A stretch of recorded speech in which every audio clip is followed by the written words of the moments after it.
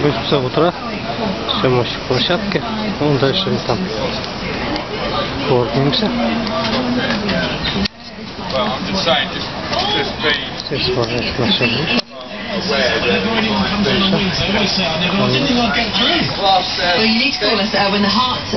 Косплейлер, здесь живут дублеры. Я недоволен. Я находил.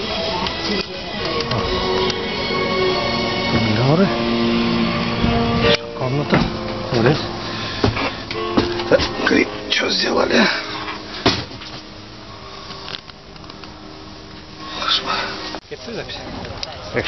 Итак, уважаемые наши телезрители, этот фильм, который продюсером, режиссером и главным героем является Олег Болотов и Киану Ривз, закончен.